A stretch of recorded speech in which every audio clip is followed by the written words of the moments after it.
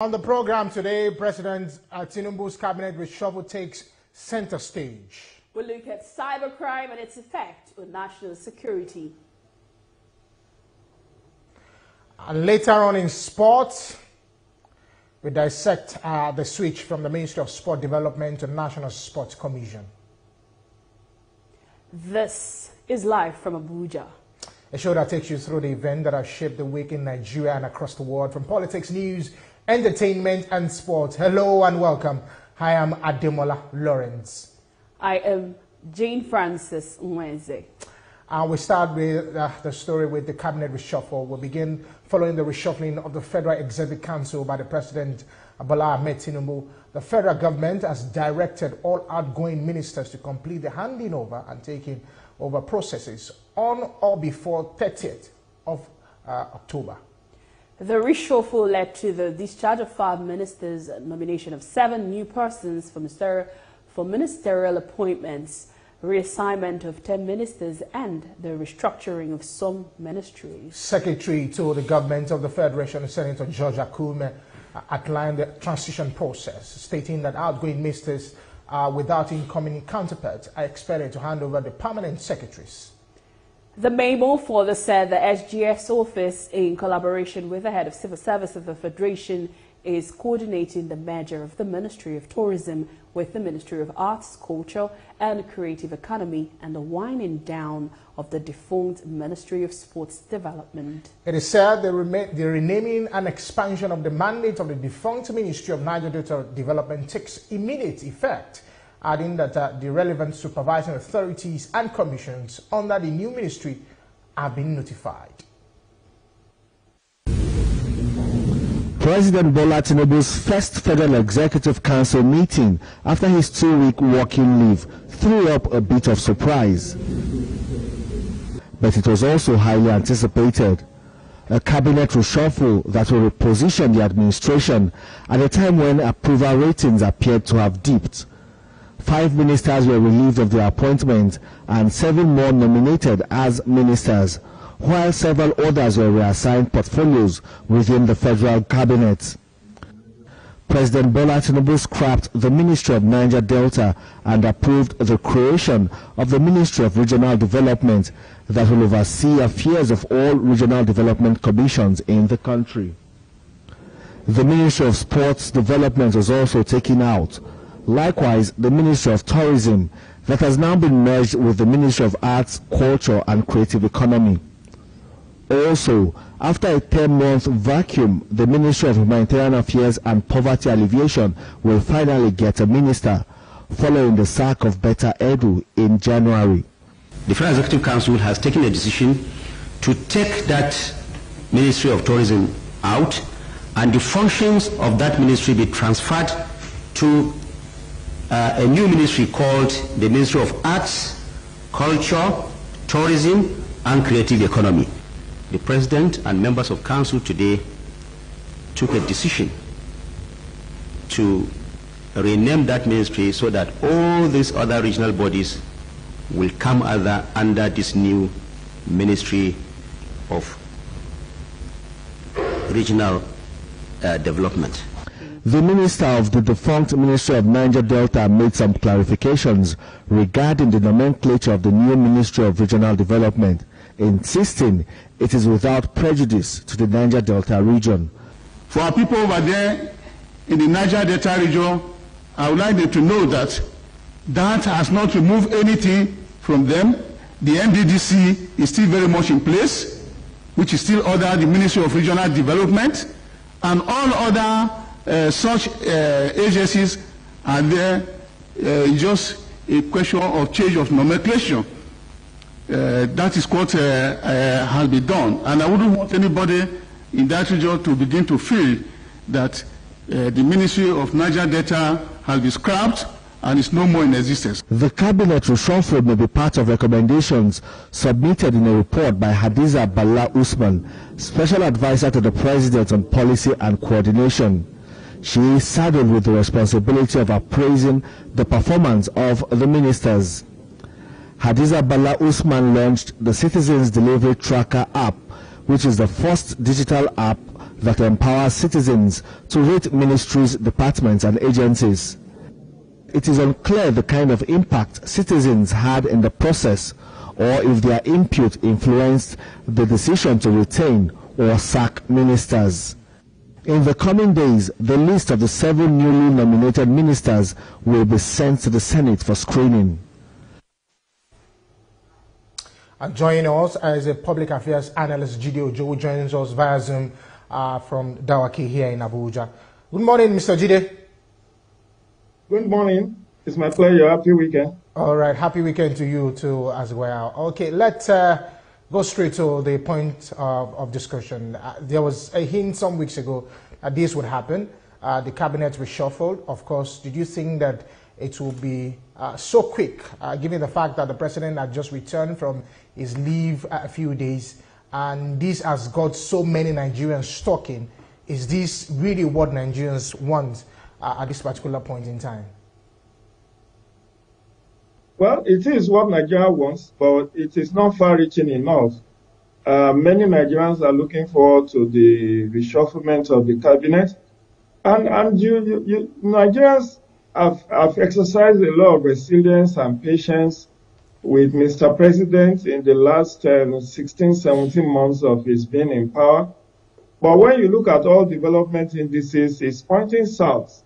And Nigerians are wondering whether this is how we will continue to live in pains and sorrow. Look at the issue of rising cost of living. The 6 ministers, I would say 6 ministers were sacked, not 5. Even though you also acknowledge that Better Edu had earlier been suspended and didn't come back. The 6 ministers that were relieved of their position are actually not really the ones that many Nigerians were looking forward to be relieved. People are saying, why is the Minister of Power still holding that position? Why is the Minister of Defense still holding that position? Why is the Minister of Finance still holding that position? Why are there no dramatic change in the key ministries that have direct impact on the lives of citizens? What impact does Minister of Women Affairs, what impact does it have? Yes, Minister of, you sack Minister of State for Environment or for Health. Those are not the key ones that is impacting largely on the lives of every citizen. So what I would say is that it's within the prerogative of Mr. President to do what he has done, and nobody can fault him on that ground. But Nigerians were actually looking forward to about half to 2/3 of his cabinet being replaced. You will see that no former governor on that cabinet was relieved of his position. None of the former governors. And you ask yourself, have we overcome insecurity? The 2 former governors that are in charge of defense, can we say they have done well? They have made Nigeria secure as to warrant the retainment of their portfolios? Yes, Minister of Sports, John Eno. And I wonder whether that will not create tension. It's like a demotion for John Eno. You scrapped the ministry which he is heading, and you made him a Minister of State in Trade and Investment. That is like a demotion, because whether you like it or not, there is the substantive minister and the Minister of State are not of equal status. That's why you hardly know that there are 2 ministers in FCT, because Nyesom Wike is dominating that ministry. And also you look at Doris Aniete Uzoka, who was moved from Minister of Trade and Investment to go and be a Minister of State in Finance. That is also like a demotion. Then you ask yourself, what warranted the promotion of Olawande as Minister of Youth, from Minister of State for Youth to becoming the substantive Minister of Youth, and then the sack of Jamila Ibrahim. The point is that I am of the opinion that it's not just the tracking of Hadiza Bala Usman that she did with social media tracking or the rating of the ministers that influenced the president's choice. I think it's just more of party patronage and you ask yourself again, why should Ogun State have 4 ministers? Ogun State alone is having 4 ministers, and many states in the southeast have only 1. There is no state in the southeast that even have more than 1 minister. Then you also look at the appointment of the widow of late Chukwemeka Odumegwu. That may raise another controversy because Uju Kennedy Ohaneye is representing Anambra on that cabinet. Now, Bianca Odumegwu is from Imo State.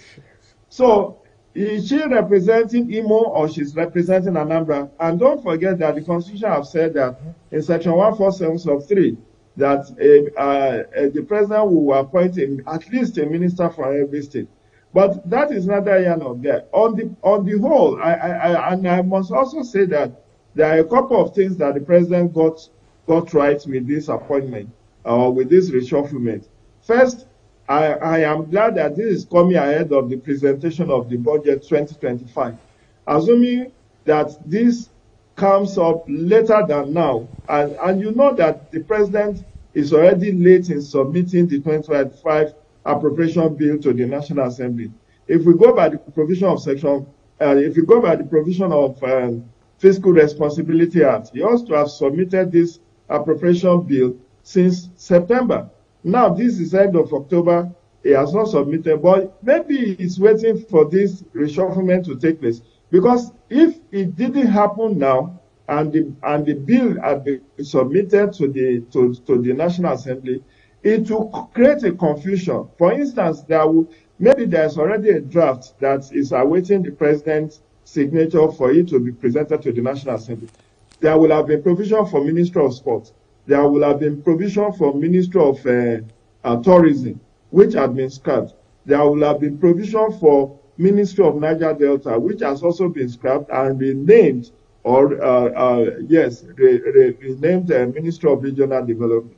Then I like the fact that the president did this ahead of the submission of the budget. 2, I also like the fact that the 7 new nominees have their portfolios attached to their names. So it will help the National Assembly to properly drill, to properly ensure that they screen the candidates vis-a-vis whether they have professional competency and capacity to deliver in the ministry that the president has proposed for them. Right, this has been an advocacy point for a very long time, and I'm glad that President Tinubu is doing that right now. All right, thank you very much, Jide. Well, you don't seem to sound surprised at the changes, the sacks, but rather you also, hinted a bit of unimpression. You're not impressed, rather, with some of the people that were left behind. So, can we say that you're still expecting the president to still make some changes in his cabinet? Do you think he's beating his time and strategizing, because you cited the fact that former governors were not removed, and then the state balance in selection or representation of ministers also. Should we expect more changes, or you think he's done with the reshuffling? Well, the only thing that is permanent in life is change. And I know that even when you go back to August 2023, when this present crop of ministers were nominated, there were some that were dropped before their screening. There were some that were dropped during the screening. At least 2 or 3 were dropped during the screening exercise. You recall that Malam Nasir El-Rufai from Kaduna State was dropped, was not confirmed, and there was another person, maybe from one of the northeast states, who was also not confirmed. So the president had to replace them. So there is not, the only thing that is permanent in life is change. I wouldn't be surprised if the president still find 1 or 2 changes. But what I'm saying, and this is just being very, I'm being patriotic here, is that Nigeria looks forward to greater performance and delivery from the cabinet, the president's cabinet. Now, the other point I have issues with which I just recollected now, is that we are not going to be seeing significant reduction, if at all there will be any, in the rising cost of governance. The cost of governance will become more astronomical. Now we have 50 ministers. 50 ministers.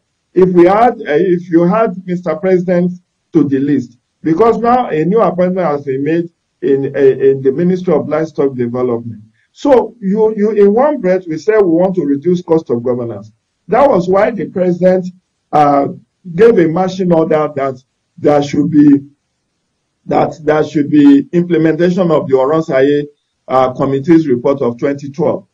And up till now, nobody knew where that Oronsaye report implementation committee position is. Recently, the chief of staff to the president said it's still work in progress.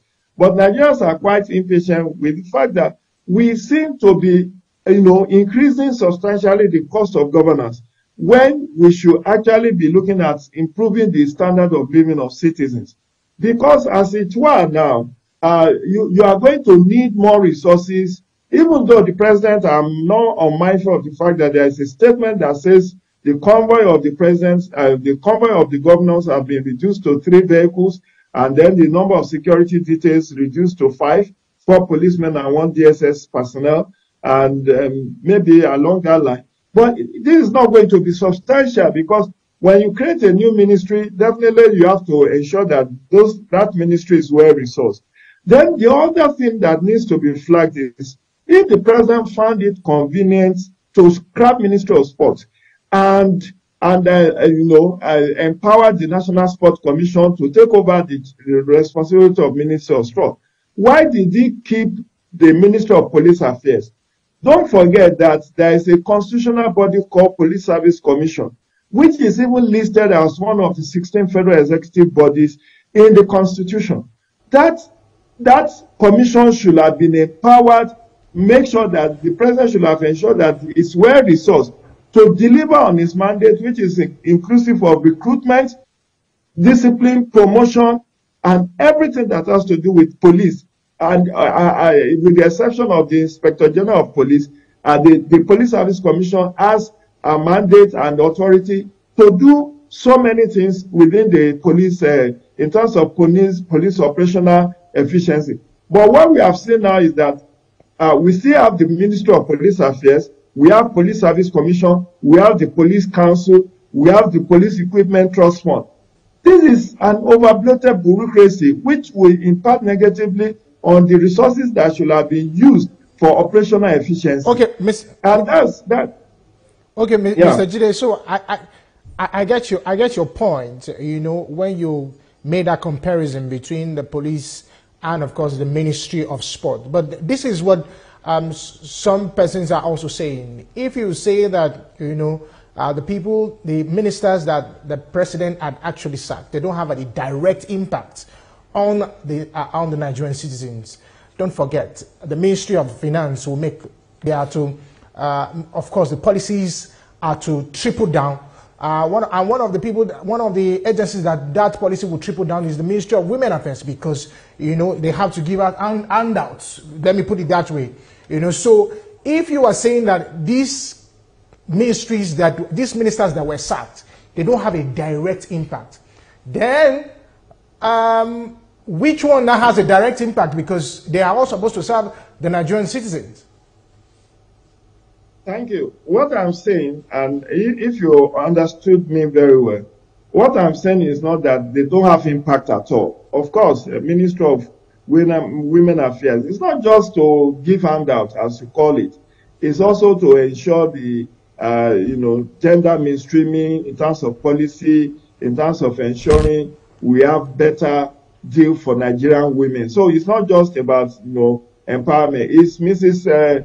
Uju Kennedy Ohaneye that made it to be Ministry of Handouts, because she believes that it's more, Ministry of Women Affairs is more about empowerment of Nigerian women, rather than in terms of policy and implementation of programs, ensuring that we have better and higher women representation and participation in decision-making process of the country. So that is just by the side. But look at Ministry of Humanitarian Affairs. That ministry ran for almost 10 months without a minister. It is now that the president has deemed it fit to put 2 ministers in that ministry after the sack of Betta Edu. Because when Betta Edu was there was only 1 minister, and that's her. When she was suspended, the president did not even replace her until this announcement a few days back that there will now be 2 ministers. The doctor from Plateau State, Yitawada or something, and then 1 other person. But I'm saying, look at Ministry of Power. That has direct impact on the citizen. Now, under this minister, we have found how many national grid collapse. How many megawatts of electricity has Adebayo Adelabu been able to put on the one that he made? Why are we having epileptic power supply and increase in the tariff of electricity? So that has bigger impact, if you ask me, has bigger impact on the citizen than Ministry of Women Affairs or even Ministry of Environment, State for Environment. The other one, Ministry of Finance, that is a policy-making ministry. And you ask yourself, what is Mr. Wale Edu doing in that ministry? Why has there been no impact, sufficient positive impact on the citizens with his macroeconomic policies?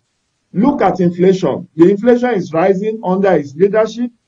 Cost of living has become astronomical under his leadership because of the policies of this government, particularly in terms of interest rates. I mean, I would not put that entirely on his table.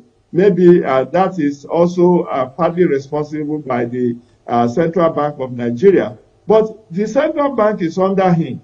Is more like a parastatal under Ministry of Finance. And even the Nigerian Customs Service is under Ministry of Finance. So invariably, we still have to hold him responsible for those macroeconomic policies of this government, which has impacted negatively. Look at the devaluation of Nigerian currency, the depreciation of the naira, the weakness of the purchasing power parity of our currency. So much so that I think recently Nigeria's currency has been deemed to be one of the top 3 worst performing currency in Africa. So under somebody's leadership, you have this kind of indicators, you have this kind of facts, and you still kept him. So is it until when all Nigerians are already being impoverished, and there is no middle class any longer, that we are going to deem it fit to have a change in that leadership? Okay, Mr. Jide, thank you very much. I know this is a discussion that we're going to exhaust. We can't exhaust it, but the fact is that remember, the government has said we're already taking that curve. Remember, the government said we are taking that curve where. I do hope so. I want to give them benefit of doubt. Yeah.